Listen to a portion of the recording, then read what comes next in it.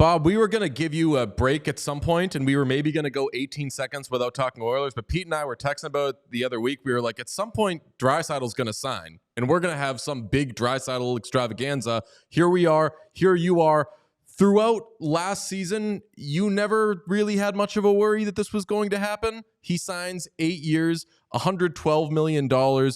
Why were you so confident, it proved to be prescient, that Leon was always going to be back?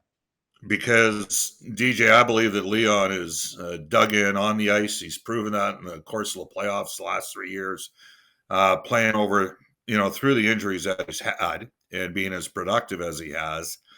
And I know that he's just dug in off the ice. He cares about his team. He cares about the organization.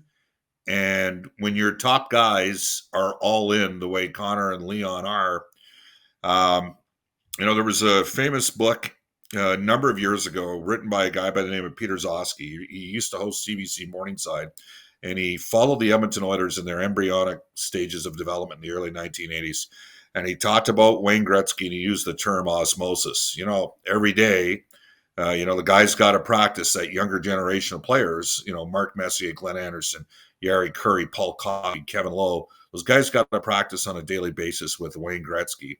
And through osmosis, they were going to get better. And the reality was the pace of the tempo and practice for the Oilers was at times, especially relative to the era, maybe better than some of the pace and tempo that teams played with in games. And Wayne, through osmosis, set the standard and made everybody better. And that team practiced every day, which was no easy feat given the travel situations the Oilers weren't flying charter back then, et cetera.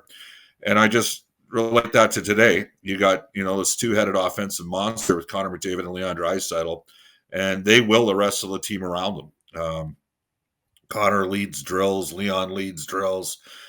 And you guys have watched the playoffs. Like 2 years ago, I remember watching Pete and Frank Saravalli talking about that Calgary series. What'd you call it again? The cocaine circus. Yeah. And Leon was playing with a broken ankle, like a high ankle sprain. And he kept on going out there. This year in the playoffs, he had 2 injuries, which he would not talk about. We believe one was a back/core issue he suffered against Vancouver. And then at some point he suffered a wrist/hand injury, and he played through them. And those guys are both super dug in. They're committed. And yeah, I didn't waver. I believe there was always a pathway, DJ, to getting a deal done for Draisaitl and Edmonton. Obviously, yesterday, big day of celebration, and everybody's glad that he's sticking around for 8 more years. What did you feel about the number? Did you feel it was right? You feel it was fair? You feel like they're in a good position moving forward with 14 per? Yeah, Pete, it's interesting. I don't worry about the number. We had Leon on our show. Then we had Stan Bow, and then we had Mike Liut, who helped negotiate the deal for Octagon. And I think, and I discussed this, and I asked this question of Stan during the availability and again on the show, and I asked Mike the question. I believe that the cap is going to see, when Stan negotiated those 2 deals for Taves and Kane, at that time, the revenues were trying to catch up to the cap. We had a 5% inflator each year. And then, of course, the pandemic hit and stagnated the cap, and we ended up with huge escrow. And now the escrow has been all but eliminated, or the amount that the players have to give back to the owners. And I think we could see some barring, a real crappy geopolitical situation, I think we could see some significant growth in the cap over the next 2 to 3 years. So maybe call me the eternal optimist, but I think that contract will be fine relative to the percentage of the cap that it's going to take. And that's the cost of doing business. You want a player that good, he's going to cost it. And really, like when Matthews signed his deal at 13.25, and it's a 4-year deal, like Austin's going to get another big deal after that. That 13.25 1 year later is 13.9. Not to mention Draisaitl's been one of the best deals in the league on this last contract. So at some point you got to pay the guy. Yeah, right. I remember when he signed that 8-year deal at $8.5 million. Some of the smartest guys at Edmonton that are all over the analytics stuff were all over Edmonton for blowing they're like, you guys, what are you doing? and he just killed it. He had 5 100-point seasons. Would have had a 6 if we had we had a full year in 2021, and he had 3 50-goal seasons, and then he's even better in the playoffs. So, a player that good, you pay him. That's the bottom line. Yeah, I remember that deal at the time, and I was a Peter Chiarelli apologist, but everyone hated that deal. And every time that summer, I forget what negotiation was going on in Boston. It must have been Pasternak. I kept pointing to the Draisaitl deal as a good thing to aspire. Like, you know what? Just like give him a higher AAV and try to go 8 years with him. And everybody was like, the Draisaitl deal is stupid. You shouldn't do that. He hasn't done anything yet. And then bang, I think 105 points the next season. What an absolute stud. On the thing of, and I don't begrudge people for doing the SpongeBob font. Can you win if you're paying 4 guys that much money? Because between he and Bouchard and McDavid and Nurse, they're probably for about 5 years going to be making more than $50 million against the cap. As you noted, like, do you want that good player or not? Like, what's the so what are you supposed to do? Say, okay, you know what? We're going to actually let Leon Draisaitl walk because we don't like Darnell Nurse's number. You have to sign players when you have them that good. And for as high a number as 14 is, it's the highest AAV in the league.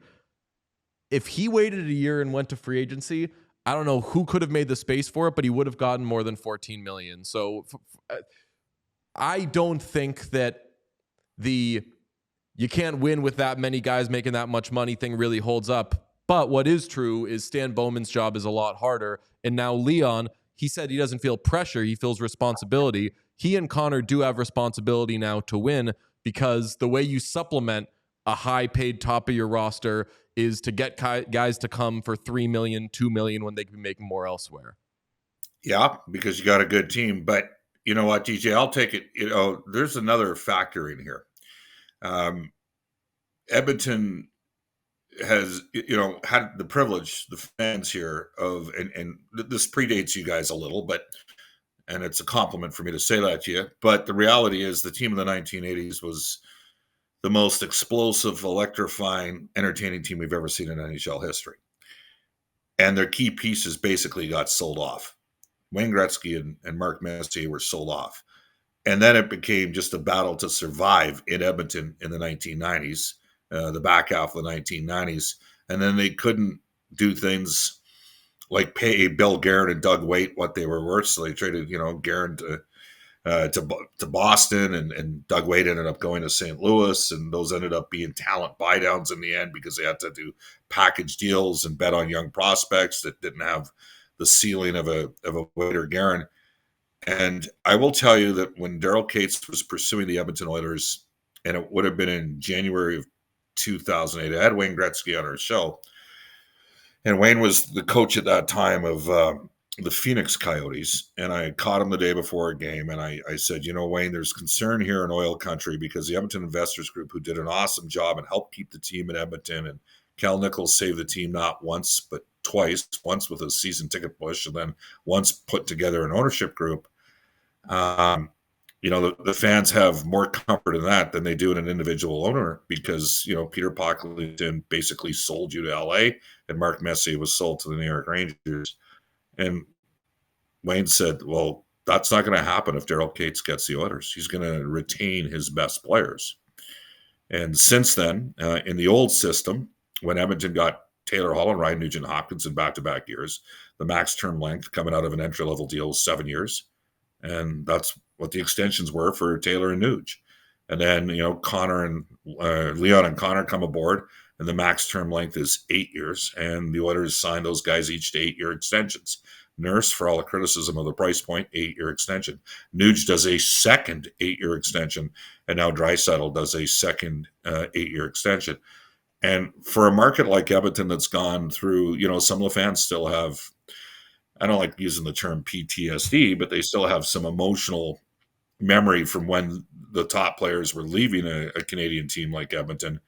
It just reinforces how important it was that, Leon committed, because he could, in theory, end up playing, 19 seasons with the Edmonton Oilers, his entire career. That's a commitment on his part, too, and it's a commitment to the fan base as well.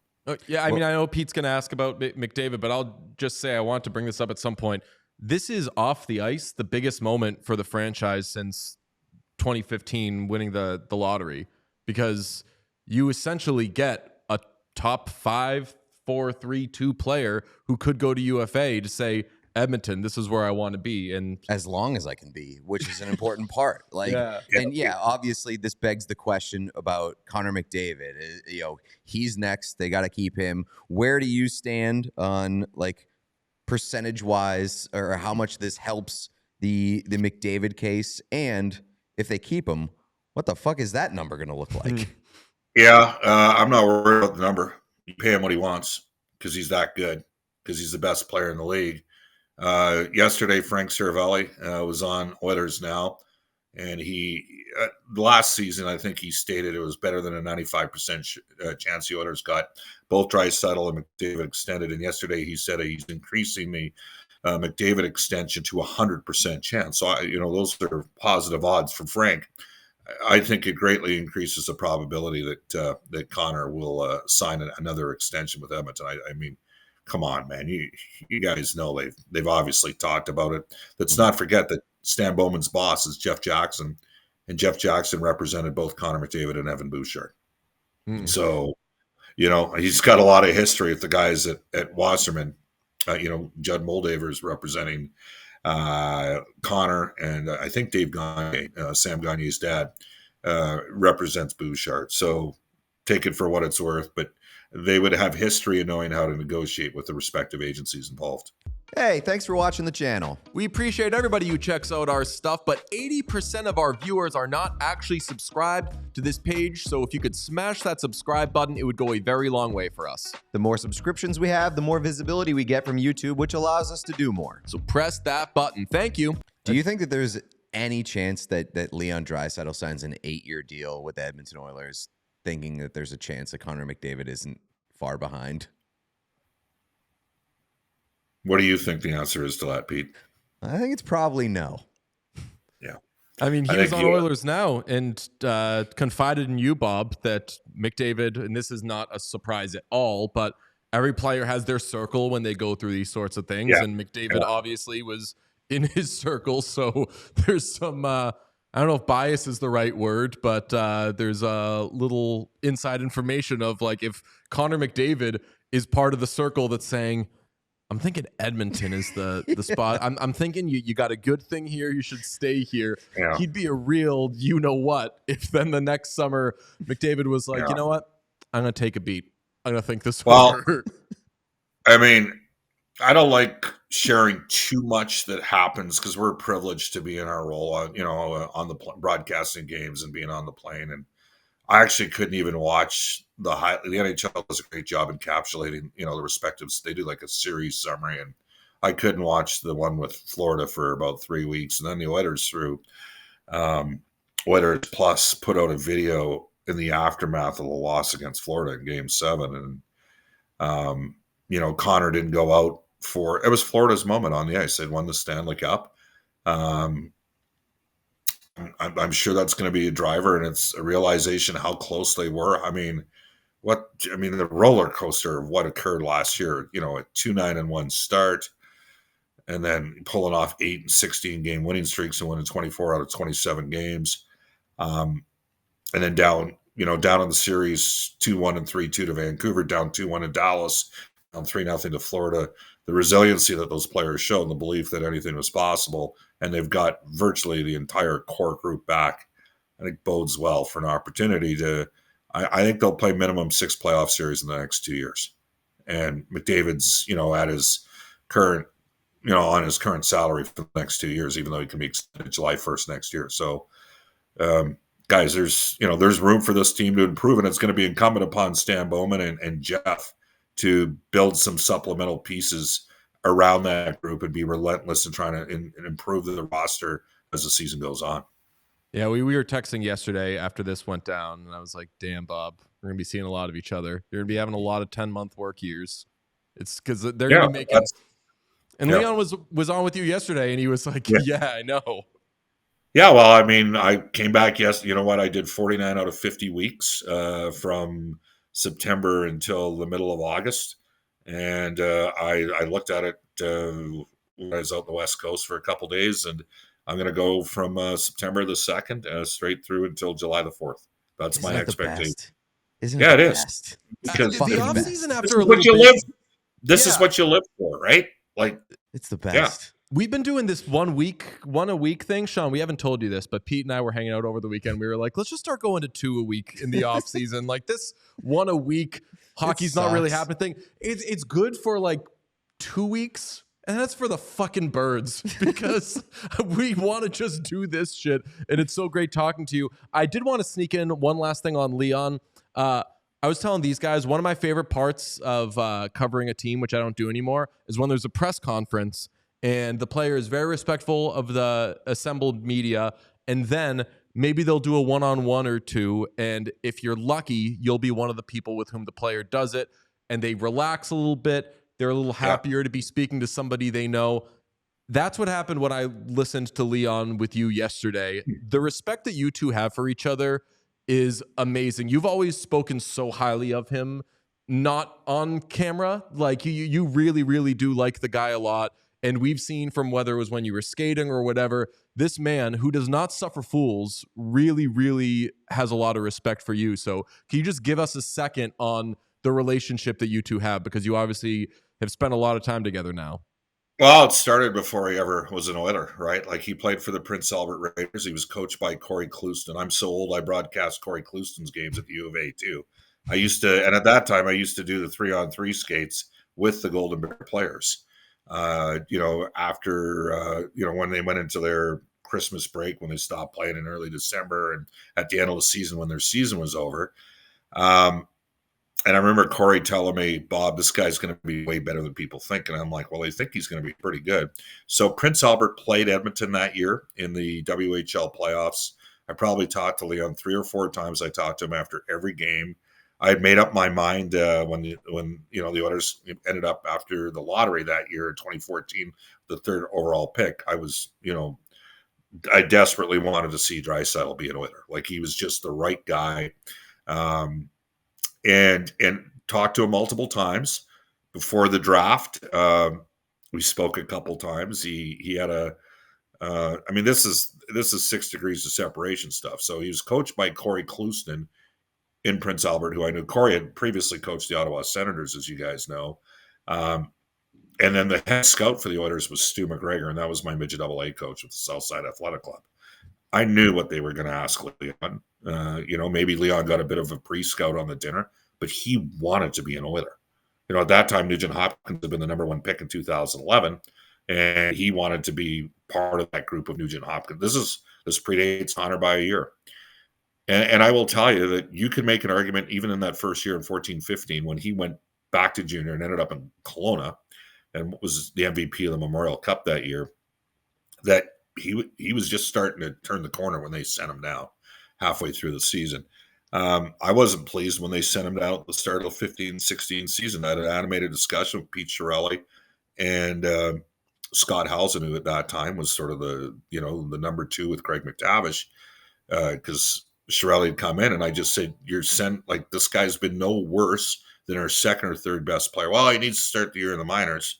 And the Oilers had a couple little injuries along the way, and then Leon comes up and had a 50-point season and partnered really well with Taylor Hall. So I always believed in him. I always believed that he was going to be way better than people thought, but even I didn't think he'd be this good.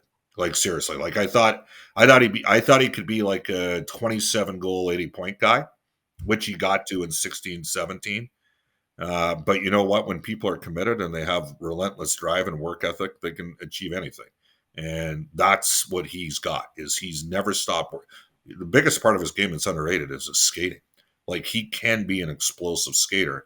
Obviously, he can protect the puck. He's as good as anybody in the league on his forehand or backhand, creating plays. He's always, he's developed that one-timer. The joke is he's the best shooting 50 goals or best passing 50 goal scorer in the league. But, and he doesn't sweat fools. Yeah, it's true. And here, there's a couple more. Like his dad coached a guy named Ben Thompson who played at the University of Alberta with Chris Knobloch. In fact, they played on the same line in the 04 Nationals that year, and I was the SID at the school. And Ben Thompson wore number 29, playing for Ravensburg in the German league for Peter Draisaitl. And Ben was the guy that stayed on the ice with Leon when he was like 12, 13, 14 and worked on skills. And that's part of the reason why Draisaitl adopted the number 29. So there's so many sort of unique. Do you ever just think sometimes, guys, it's fate? Like, do you ever just think he was meant to be in Edmonton, given, Coach Clouston, Ben Thompson, an impact guy for him as a kid? He clearly wanted to come to Edmonton. And I'm just saying, and Sam Reinhart's a great player, but he didn't become a great player until he went to Florida. He was a good player at Buffalo. And the Oilers got lucky when the Sabres, they drafted 5 Europeans in the first round of the 3 previous years. So I don't understand why Tim Murray took a Reinhart at that time, who also was coached by Chris Knobloch in Kootenay. Edmonton won the lottery in back-to-back years. They won the lottery. The gods smiled upon the organization in 2015, but as it turned out, they won the lottery in 2014 as well when Draisaitl dropped to 3. How could you ask us if we ever think anything is fate? We were merely going up a couple of floors in Vegas one day when we stumbled onto an elevator with Bob fucking Stauffer, and now you're the only person we talk to. Of course we believe in fate. For real. You are the absolute best. Last thing we need to do is... Hey, you had Cody. Did you have Cody Ceci on? I was going to say Cody Ceci says hello. What a great guy, and a good friend of Leon's. Strictly a victim of, he's a cap casualty. That's all it. You know what? He was a very serviceable player. The 3 years, he was a plus player every year. And they just needed to relieve a little bit of cap space to give themselves more flexibility. They got Emerson back. Real good guy, smart guy. His dad, as you know, I have an affinity for college football. His dad won a Vanier Cup. At one time had the longest reception in U Sports history in the Vanier Cup, which is like our version of the national championship game. So his dad was a good athlete and a good guy. And it's, back to 6 degrees of separation. There was a belief at one time that Pete Chiarelli offered Taylor Hall straight up for Cody Ceci when Ceci was developing as he played with the 67s for 4 years, got traded at the deadline that year in the OHL, and then ended up with the Senators and did have a double-digit goal season. But he scored a couple pretty big games, 7 goals. He was a rock solid guy, smart guy, and I'm going to miss him a bit. He was a really good dude to be around. Bob, you are the greatest. We always love talking to you. Well, I've often said to you, anytime you're stuck and can't get somebody better out of Edmonton, you should feel free to reach out. You're the best. We reach out to you so regularly. Have a great week, and we'll talk to you soon, I'm sure, because the Oilers can't stop doing things. All right, looking forward to it. See you, fellas. We all silly like the mayor.